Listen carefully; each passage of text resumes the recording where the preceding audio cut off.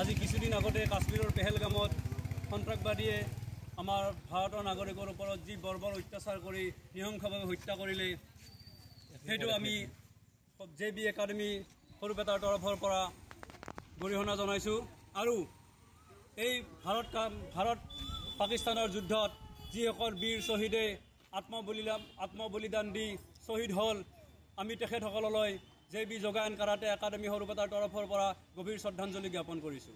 বিভিন্ন ক্ষেত্ৰত দেখিবলৈ পোৱা গৈছে যে পাকিস্তানৰ সমৰ্থক কৰি বিভিন্নজনে গ্ৰেপ্তাৰ হ'ব গৈ আছে, কি ক'ব ইয়াৰ বিৰুদ্ধে?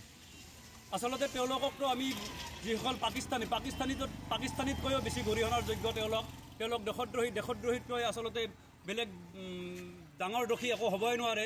গতিকে তেওঁলোকক আমি আমাৰ তৰফৰ পৰা আমি গৰিহণা জনাইছোঁ আৰু এই ক্ষেত্ৰত আমি প্ৰশাসনক আমাৰ তৰফৰ পৰা আমি আহ্বান জনাম, অনুৰোধ জনাম যাতে তেওঁলোকক গ্ৰেপ্তাৰ কৰি অতি শীঘ্ৰে আইনী ব্যৱস্থা লয়।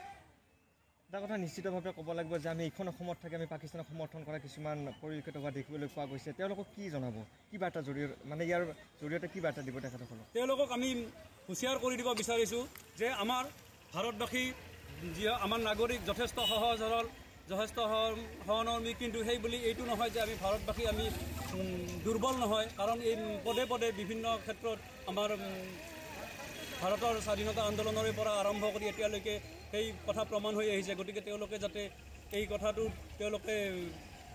যাতে আমি হুঁচিয়াৰ কৰি দিব বিচাৰিছোঁ আৰু যাতে তেওঁলোকে এনেকুৱা ধৰণৰ কোনো ধৰণৰ পদক্ষেপ নলয়।